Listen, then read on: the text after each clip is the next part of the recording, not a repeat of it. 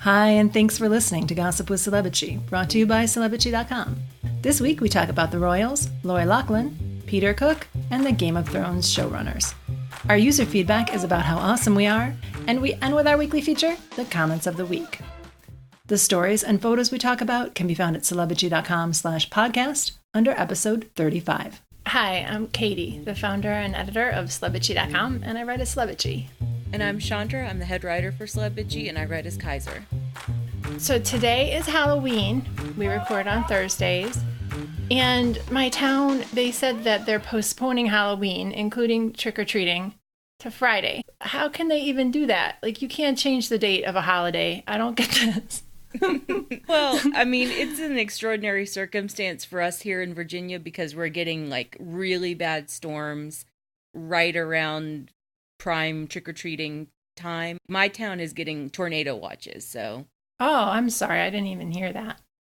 We just have like a little wind and rain. It feels like people are very weather sensitive in this area. Oh, say yes. That as somebody from upstate New York, where we had a shit ton of snow and nobody ever canceled anything. Yeah, I really do think that when Northerners come down to Virginia, they're like, really? You guys are freaking out over rain and like 1 inch of snow? But we really do. We freak out over that kind of stuff in the mid-Atlantic. And it's not like we never get bad storms or we never get anything like that. We do. We just always freak out about it. Well, there are a lot of people living in the boonies who can't get out of their little gravel road when this happens. Yeah. So at my son's school, he goes to the county school for high school, and they'll cancel for rain.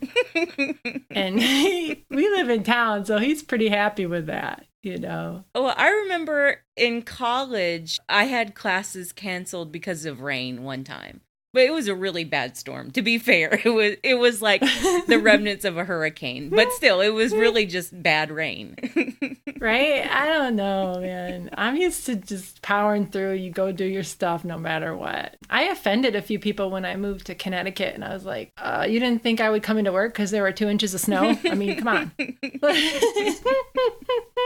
But I had plans Friday. I was like pissed that they changed it. I'm going to miss some trick-or-treaters maybe. Sorry, go ahead. Well, I was just going to say that I think everything just feels off today and this week in general. Yes. And we were going to talk about Mercury in retrograde and how oh, come on. This is Scorpio season, which is a thing. And I got to call you out on this for a minute. All right, go ahead.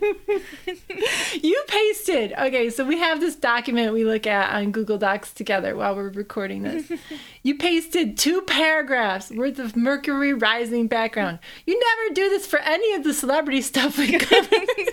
It was just for reference. It was just... You yell at me for making the intros to the celebrity stories too long, and you're like putting all this hocus pocus stuff in there.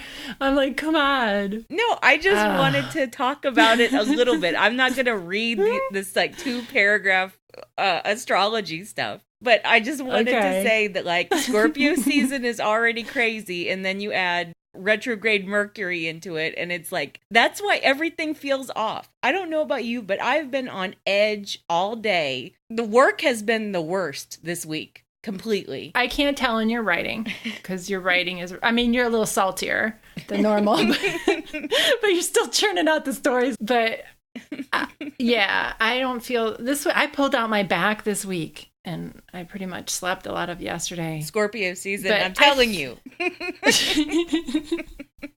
I think that's what do they call that? Post hoc fallacy. Like, you kind of want to find something to blame it on. But as I was saying on Twitter, and I will link this in the post for this, it's episode 35. I am waiting to buy a new laptop until after Mercury's no longer retrograde. Right. It can't hurt, right? It can't hurt to wait. Like, so this 2-paragraph, huge thing, apparently, that it was so uncouth of me to, like, just post for reference. The whole point of Mercury being in retrograde is that it affects all of the conversations, any technology. Electronics. Yeah, electronics, all of that. So don't buy a new laptop this week. Do not buy... No, I was going to wait until November 21st or whenever this is going to be over. Just in case. It's not like I totally believe in it. But it can hurt, especially when it's a big expenditure. You just wait a little bit longer. And... Right. And plus, it'll be cheaper after Thanksgiving anyway with Black Friday deals. And so that's a good point. That was why I did it, not for this. Well, Hecate, her laptop went in meltdown, right? Oh, yeah. Hecate. Yeah. I know, it's hard to figure out how to pronounce her name. Hecate. It's crazy. Hecate's laptop broke, yeah. Yeah, but that was before Mercury was in retrograde, so that's why everything is crazy. Yeah. Yeah, they moved Halloween. That is Mercury retrograde's fault. You cannot move Halloween. But well, I never get any trick-or-treaters anyway, so it's not going to affect me. Mostly I'm just worried that I'm going to lose power because of the wind and rain. Yeah, that would suck. I love giving out treats, and I love Halloween because it's the only night of the year you can go to all your friends' houses uninvited, just unannounced, just show up.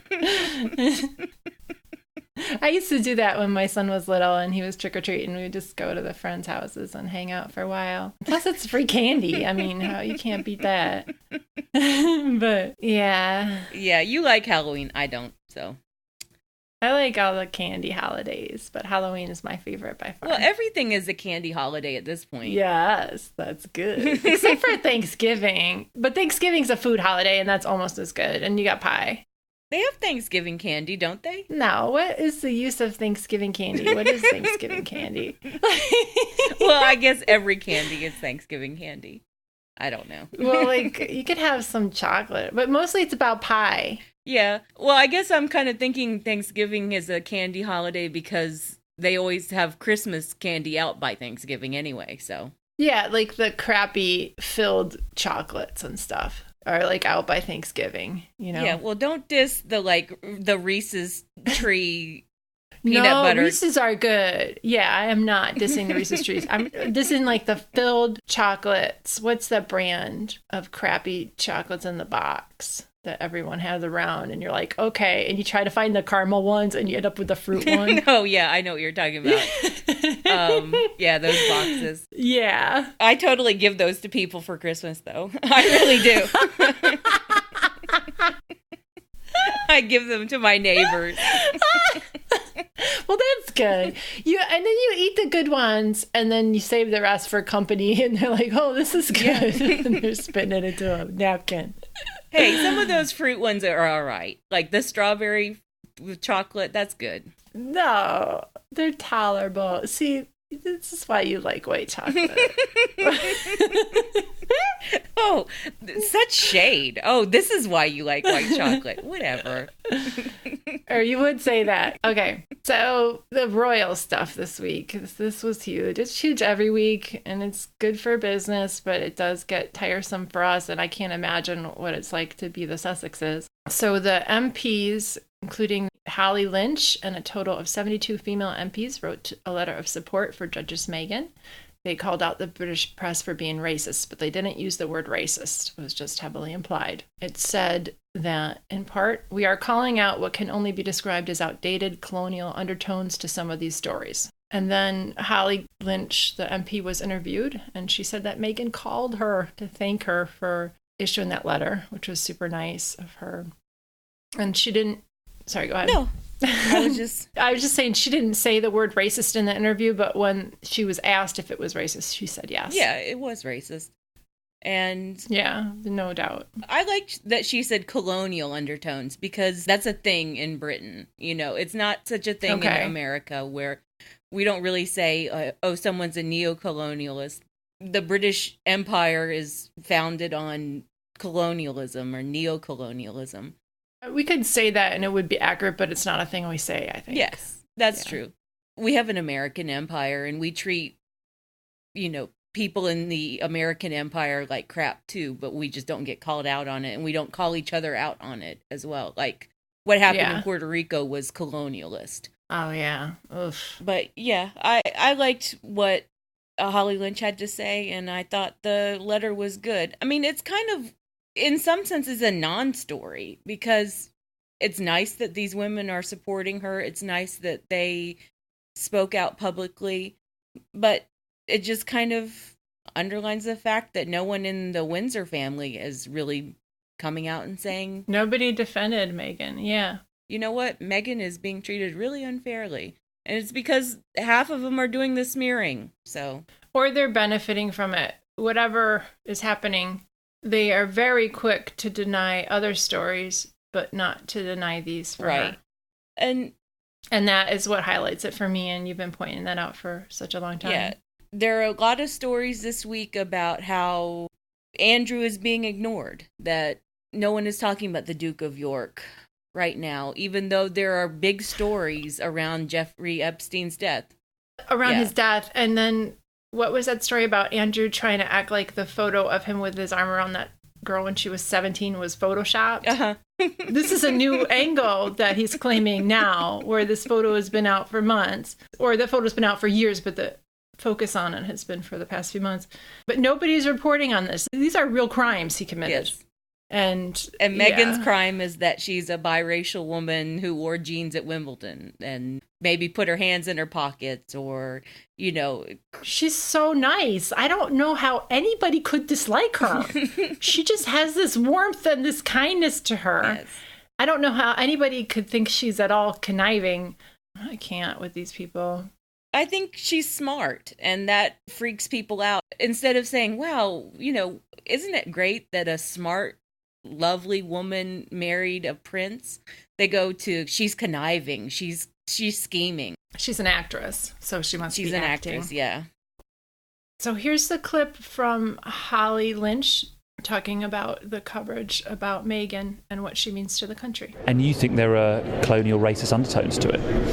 I do. I've been really concerned about some of the narratives, some of the articles that have been incredibly sexist, but also that she is not from this country, she's from elsewhere, and that we're not happy about that. I'm afraid that's unacceptable in this day and age. She's here, she's married our prince, they've got a young son. We really want to welcome her to our society, and I'm afraid not all of the articles in our national press really reflect that, and it's time that that stops. I thought she had the cutest accent, and I thought you were overselling it when I read your intro, but then I listened to it and I was like, wow, that was so cute. There's this, I mean, this is sort of like tennis related, but there's this Yorkshire sports journalist, and he sometimes goes to the big events, the big tennis tournaments like the slams. Like, so many tennis players are in love with his accent. They don't understand anything he's saying, but they always ask him. They don't understand what he's saying. They have no idea, because everyone has a different accent. Some people don't even speak English that well, but everyone's like, wow, you have the prettiest accent. I liked how she said that she's married the prince, she's got a young son. I said this a few episodes ago. We watched them get married. We watched them have a baby. You know, maybe they'll have more babies. They're doing stuff. I don't understand how everybody's not like, yay, Meghan, we love her. I don't understand how people can watch her and not say she's awesome. The thing about it is that it's so American to, like, look at this pretty young woman and think, how can we make her a commodity? How can we benefit from her beauty and her presence? And that's what the British should be doing. Instead, they're trying to rip her apart as a commodity. Instead of saying, oh, we have this great product now. We have this princess who's really pretty and she's awesome and warm. And they don't think that way. They find her a threat because she's an outsider and she's black. Right. That's so bizarre to me.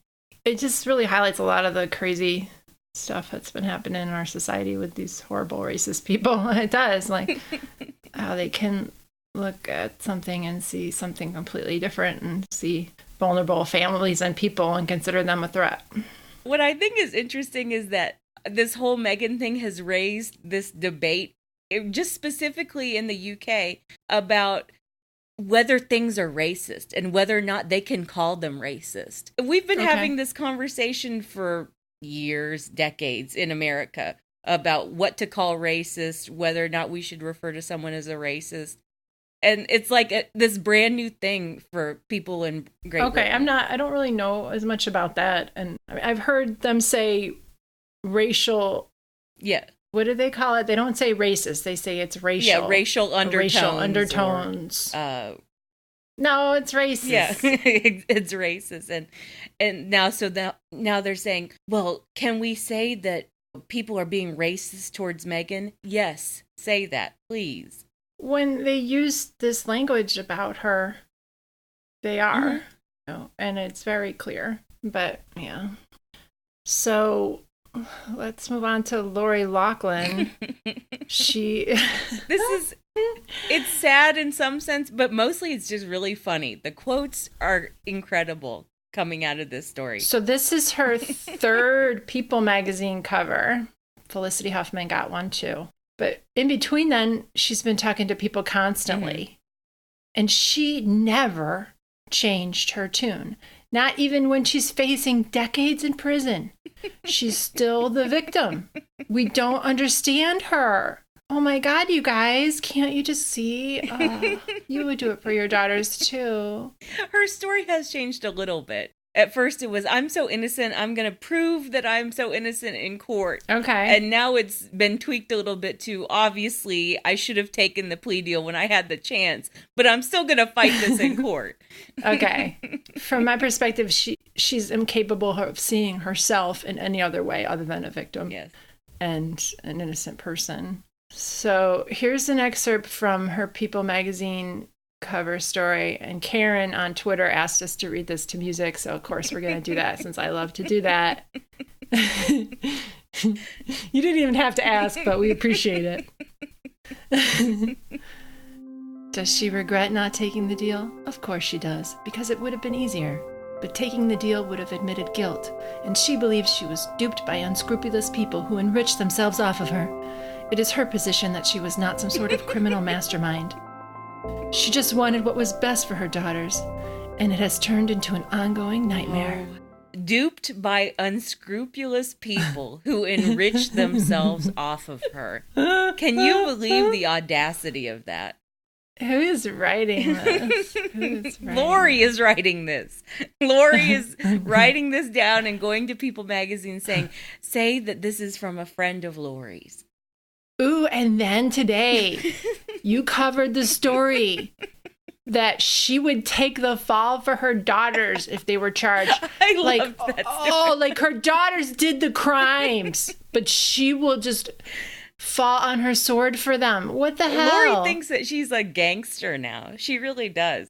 She's going to take the fall for her daughters. Well, when you say taking the fall, that's basically admitting that your daughters did the crimes and that you're going to take the blame for it. But she did the crimes and now is trying to... Whatever. They all did the crimes. The daughters did the crimes, and Laurie and Massimo. But those daughters aren't smart enough to run anything. They were like, sure, Mom, whatever, we'll show up for this crew photo shoot. Yeah, Olivia didn't even want to go to college. So. Yeah, she was making enough money off Sephora or whatever.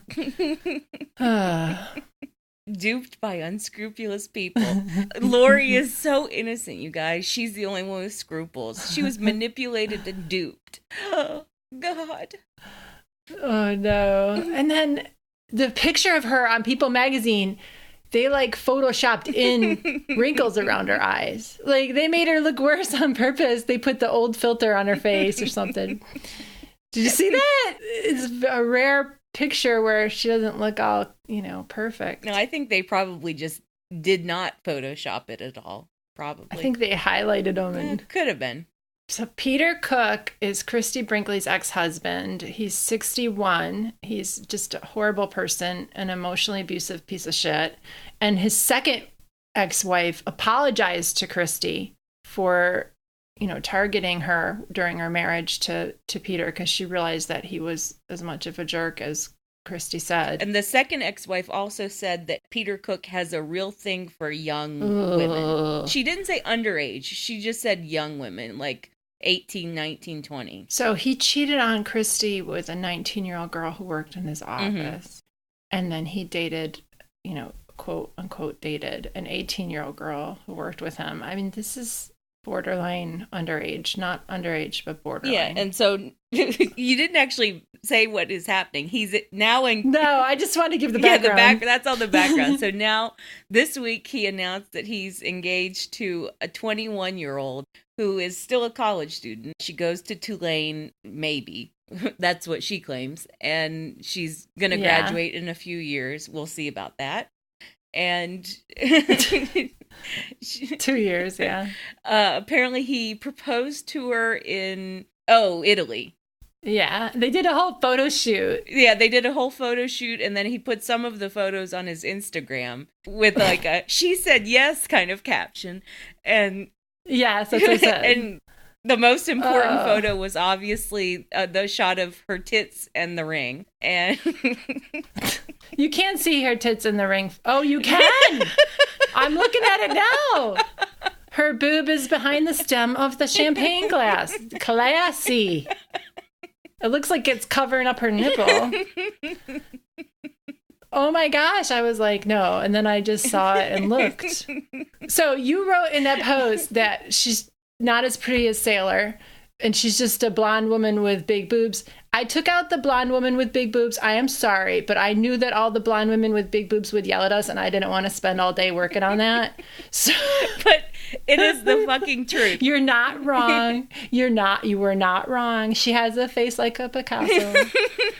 But how is that not as mean as what I said? It's meaner, but it's a podcast. Who gives a shit? But all right.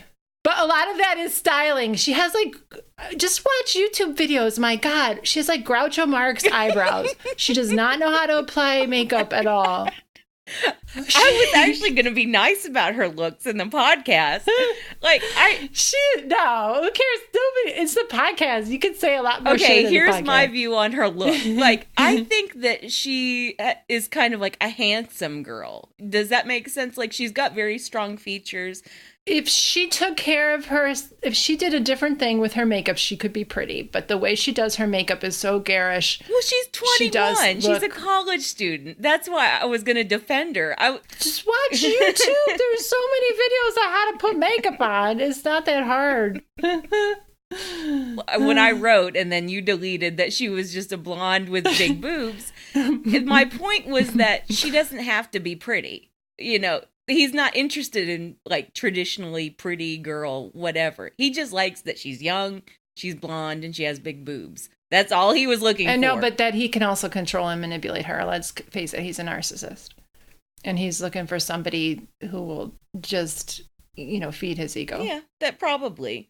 But I think, no, I'm right. Yeah, probably. Agree with me. I think the whole thing is extremely creepy. And it's not like he picked this girl up, as a total random. She's very well connected. Her parents sound like very well connected. They're big time art dealers. And he's friends with her daughter. Huh? Or she's friends with his daughter. Right. Maybe. Yeah, it's bothersome.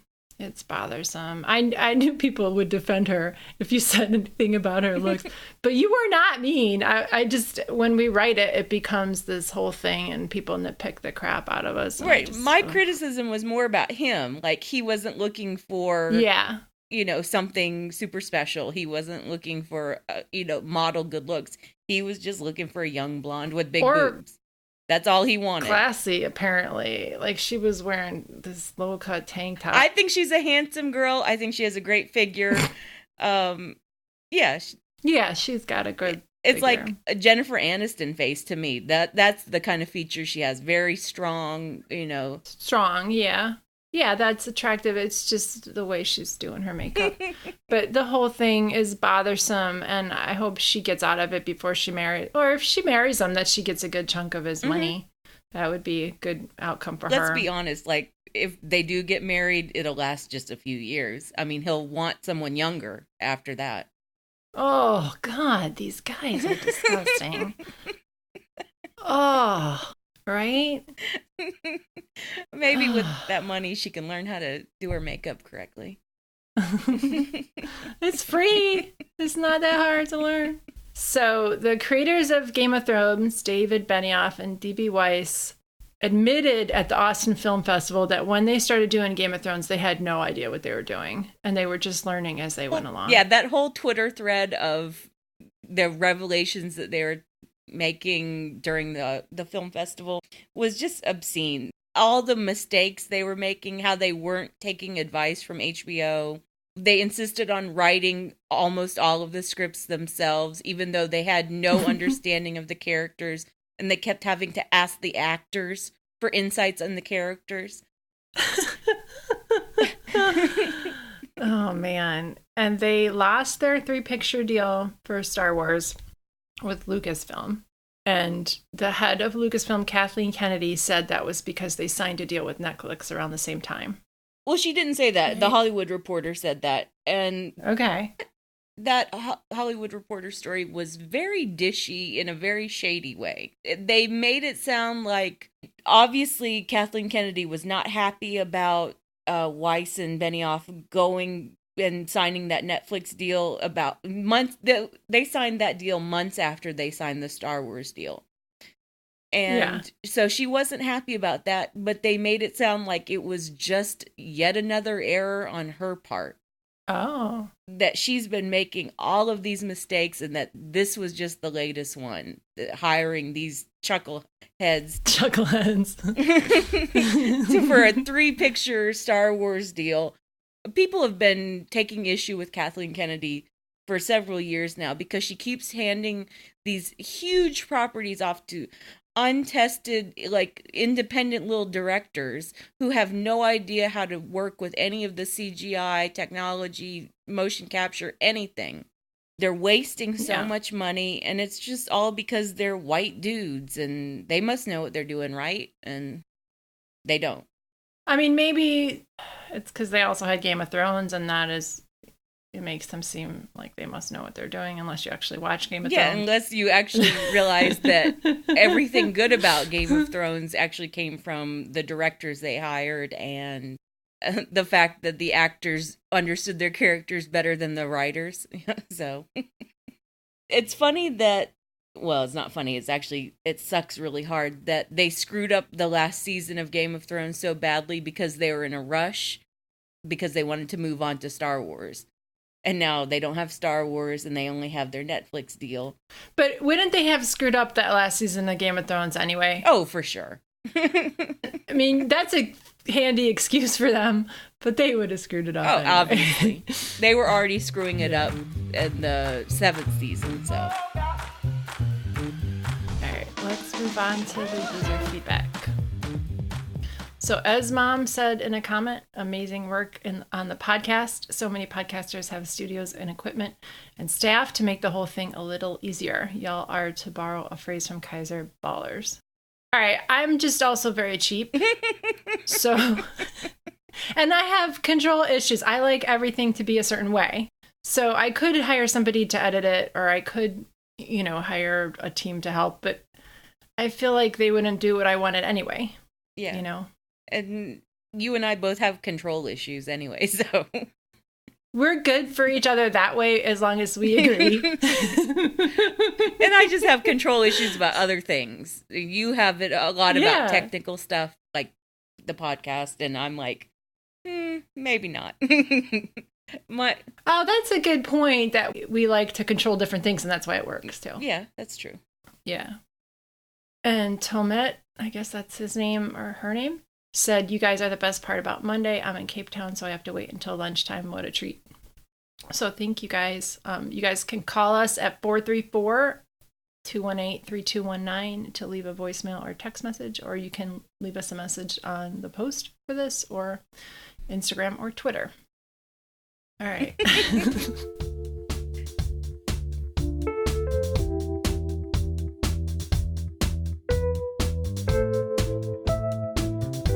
Let's move on to the comments of the week. So I picked a comment of the week from Instagram, from the photos of Katie Holmes in the puppy shirt, turtleneck, and ripped jeans. You covered those, I think, because we were having a slow news week a little bit. And it ended up being one of the, most commented on posts. Yeah. Because I like to do street style photos every now and then. And I'd been waiting to do something about Katie Holmes just because we haven't covered her in a while.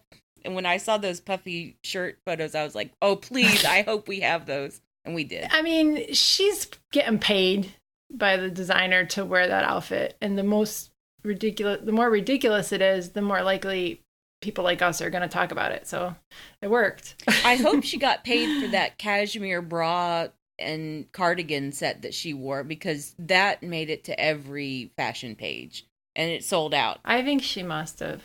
Oh, okay. She must have. Yeah. So my comment of the week is from ThePupilinDenial, and she wrote, "How do we know this isn't a pirate costume?" A lot of people were also saying it was like the puffy shirt on Seinfeld. Yeah, I thought about that reference, and I was like, I'm not going to make it. I don't care enough. It's too obvious, yeah. There was just so much wrong with that whole ensemble. The jeans sucked, the boots sucked, the shirt was terrible, the layering it with the white turtleneck. Oh, good purse, though. I gave her credit for the purse. She does have nice purses, but she's always worn wacky street style, just the weird jeans. And you were saying she popularized the mom jean look again. She did, or she helped make that bigger. I don't know, but she has weird jeans too. Yeah, she does. She has very weird jeans. You're right. All right, so my comment of the week was from one of the Laurie Laughlin stories. And it was the one about the quote from, but taking the deal would have admitted guilt. And she believes she was duped by unscrupulous people. And susiecue wrote, "Oh, the scrupality." Scrupality. That cracked me up when it came up. Instead of the humanity. Now I get or it. Or the caucasity. I didn't get it when I read it. That's what Black Twitter always says. Oh, the caucasity. Oh, yeah. And Hecate has a comment of the week, too. And here's her comment of the week. It's on her story about the filmmakers being upset with Netflix because they're allowing people to watch films speeded up or slowed down. The one that stood out to me was from DameJudy, who said, "Has Judd Apatow actually sat through all of his movies in their entirety? If he did, he'd change his tune." And not only did I find that quite accurate, it made me bark out in laughter. So thanks, DameJudy. It's very true. Yeah. His movies sometimes they're funny, but they're very male-oriented. I'll say that. Although I've liked I was going to say I liked Cock Blockers, but he didn't do that movie. So Did he produce it? Because it had a very Apatow feel. I am looking it up. I actually saw that too, and it was okay. No, he is not listed as a producer on that. Kay Cannon directed it, and it was written by Brian Kehoe and James Kehoe. And Kay Cannon's a woman. Oh, I know her. I thought John Cena was cute in that. He was cute in that. It had a lot of nice stars. I like the young girl who was his daughter. Mm-hmm. It was good. She's in a ton of things. There was this crazy penis cutoff show on Netflix that she was in. I watched the whole thing, I'll admit it. It was terrible, but in a car crash way, you couldn't look away. It was about these kids who got drunk in the woods on a camping trip, and their friend accidentally cut off his penis, and they had this quest to bring it back to him. I don't even know. How terrible. And he got a different one. Spoiler, he got a different penis attached from somebody else, and I was like... All right. Sorry, this is stupid. Yeah. All right. Thanks for listening, bitches. Thanks, bitches. Thank you for listening to the Celebrity Podcast. If you like us, tell a friend. And if you rate, review, and subscribe wherever you listen, it helps us out and we appreciate it a lot. Our phone number is 434-218-3219, where you can text us or leave a voicemail. Our music is from AA Alto, Maiden, and via Premium Beat and Sound of Picture. Thanks again.